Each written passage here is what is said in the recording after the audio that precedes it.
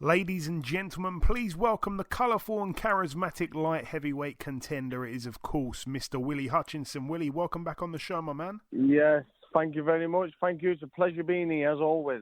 As always, the pleasure's mine, my friend. So, Willy, we last spoke back in August. At the time, you were getting ready to fight Josh Buatsi. In the interview we did, you made a comment that you felt the Buatsi fight would be easier than the Craig Richards fight.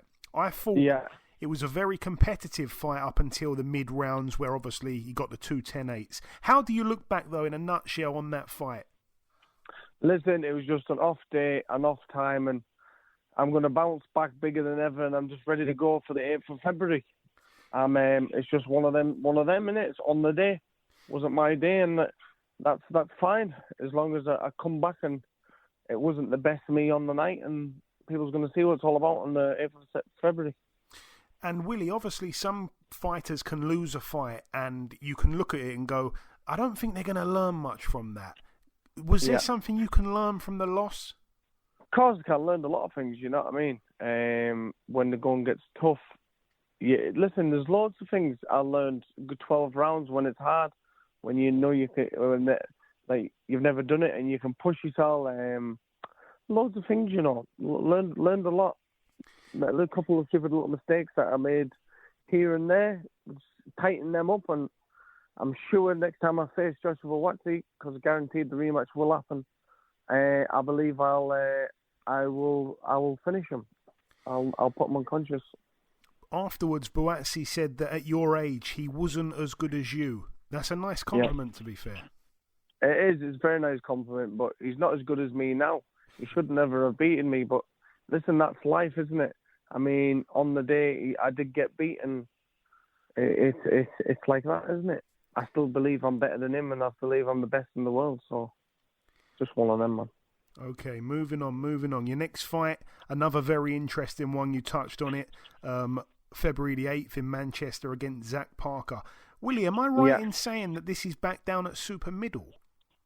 No, light everywhere. Okay, good. BoxRec have got it super middle. Okay.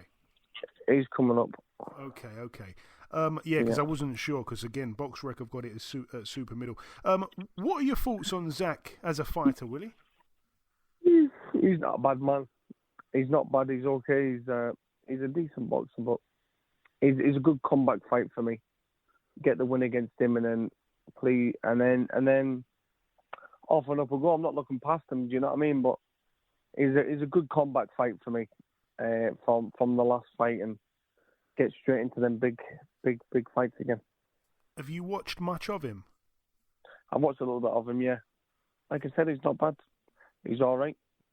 Any particular fights? I can't really remember, to be honest with you. I was just watching a clip of one of his fights. The German man, he got dropped, didn't he, in the first round? Yeah, that's it. Yeah. Zoiga. He dropped him, he did, but listen, he's got heart, and he's a decent man. Do you know what I mean? But he's nothing special, is he? So you don't rate him up there with your Craig Richards, your Josh Buatsis? Oh, of course not. I think he's a very good comeback fight for me. And have you got a prediction for that one, Willy? You know what? Just go out, enjoy myself, and just get the job done. Doesn't really matter how it comes. I just get the win against him and push on. You know what I mean?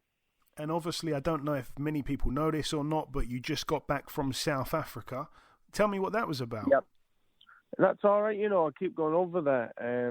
I go over there every few weeks. I'm going back on Sunday. And I just it's just one of them things that I do. You know what I mean? I love it over there. What, to spend time or to train? What is it? No, to train. Okay. Sun shining, running beside the leopards and that. Okay. Yeah, it's good. Every year, Willy, in the month of December, everyone that I interview, I like to ask what's on their Christmas wish list in terms of their boxing career for the following year. So if I ask you that question, what can you tell me for 2025 in a realistic world? What do you want from the year? I'm going to tell you what's going to happen this year. Shall I? Go on. I'm going to fight this man in February. I'm going to fight some other decent man in the mid-year. The one in the mid-year either could be Joshua Buatsi. That's if he comes through the Callum Smith fight. or someone else. I'm not too sure. I'll have 3 fights this year, I believe, and I'll become world champion at the end of the year, and I'll have that much money. I don't even know what to do with it, and it's this year where it's all going to happen. I can feel it. I can feel it. And also, I did want to get your take as well. Obviously, the 2 men at the very top of the division at the moment, with that being Bivol, Beterbiev, their rematch. How do you see that one going down? I thought Bivol won the last fight. I don't think he can pull out on a performance like that again. In such, you think it's a long time of both fights, but it's not. And I think Beterbiev will win again, and I think he'll vacate. I don't know what Bivol will do after that, but you know what I mean. I'm looking for the winner. I'm gonna win my fight and look for the winner of that. But I also want. It'd be nice to see Buatsi win his next fight, so me and him can get it on in a massive fight, either for a world title or whatever it's for. It could be for nothing. You know what I mean? I need to put that one right and become world champion in 2025. Willie, so you say Bivol to win the rematch? No, Beterbiev. Oh, Beterbiev. Okay, just to clear that up. Okay, mate.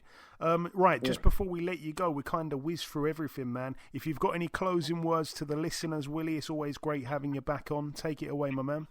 What do you mean?